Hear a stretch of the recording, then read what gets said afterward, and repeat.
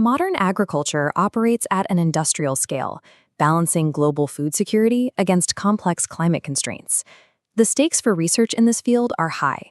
Yet, if you try to find the best agricultural research programs by looking at traditional global university rankings, you are likely using a flawed strategy. Standard academic rankings bury actual centers of agricultural excellence. Those metrics heavily weight massive medical, law, and tech faculties, pushing specialized agricultural schools hundreds of spots down. This comparison reveals the gap. While generic Ivy League names dominate the standard global rank, the specialized agriculture rank features entirely different names.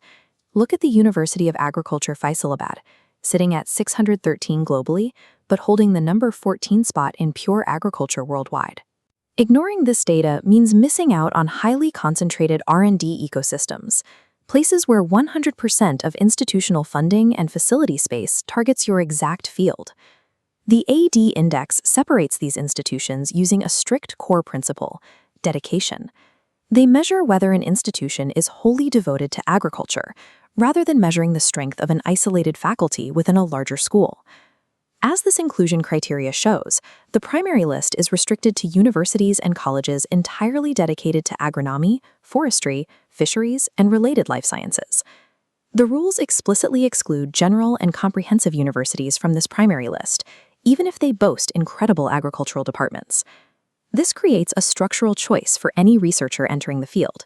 You must choose between specialization at a dedicated school or the multidisciplinary reach of a general university. This choice dictates the structural model of your entire career, from the specific grants you are eligible for to the professional circles you move in. The first path is the dedicated agricultural institution. The primary outcome here is total immersion. Every faculty member you pass in the hall, every square foot of lab space, and every dollar of the administrative budget is directed toward agriculture and forestry. Institutions like Wageningen in the Netherlands and the Swedish University of Agricultural Sciences lead the world in this category, concentrating their top-tier scientific talent without distraction. But total immersion has a clear trade-off. You lose physical and academic proximity to massive non-agricultural faculties. Without a sprawling campus housing diverse departments, you miss out on organic, cross-disciplinary networking. You won't casually interact with researchers from global business schools or pure technology hubs. Committing to a dedicated institution is a bet on securing elite status within the industry, willingly sacrificing broad brand recognition. Even within that dedicated path, there is a divide between historical legacy and modern momentum. If you choose the historical agrarian academies of Eastern Europe, you gain centuries of continuity and deep regional dominance. The trade-off is a lack of velocity. Many of these legacy institutions exhibit slower upward mobility across modern global ranking bands. This chart tracks ranking trajectories over the last 5 years in the 1001 to 2500 band. Notice the relatively flat lines of the legacy European academies. Contrast that with the rising ranking trajectories of Chinese universities over the exact same timeframe. A researcher has to decide if their career benefits more from the weight of historical prestige or the funding and energy of rapid scientific momentum. Now we turn to Path B, the massive comprehensive giants. The AD Index isolates these in an extra lens study.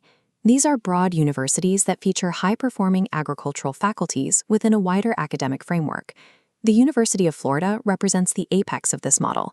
It holds the #1 agriculture rank globally, while maintaining a high number 15 spot overall. The outcome here is universally recognized prestige. You get a degree from an institution known across all industries, and you gain access to a massive multidisciplinary endowment. But the clear trade-off is administrative friction. As an agricultural researcher, you share your campus identity and bureaucratic resources with vast medical, law, and engineering schools. This path trades pure agricultural immersion for universally recognized infrastructural power and long-term flexibility. If you opt for Path B, you can use a metric called proportional advantage to find hidden value in mid-tier comprehensive universities. This chart uses the University of Guelph as a case study. Its overall global rank is 215, but its specialized agriculture rank is 19. That gap creates a 91% proportional advantage for an incoming researcher. Leveraging this advantage allows you to access top 20 tier agricultural research without competing for entry into an overall top 20 global university. The only risk is if you eventually pivot your career entirely outside of the agriculture sector, where the overall university brand carries less weight. Optimizing for that proportional advantage is the most efficient way to maximize the return on your time and capital at a comprehensive university. To translate this data into a decision, we map institutional trade-offs against career goals. Take the institutional optimizer, seeking to combine agriculture with AI or corporate business. Institutions like Florida, UC Davis, and Michigan State land perfectly here.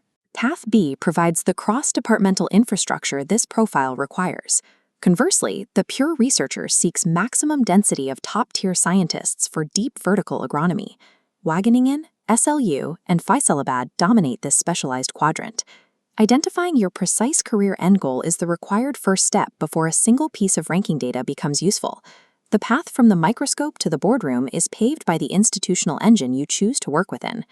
As the AD Index notes, rankings are comparative compasses, not absolute verdicts on an institution's worth. The right choice depends entirely on whether you need to be a specialist at a comprehensive giant or a giant in a specialized world.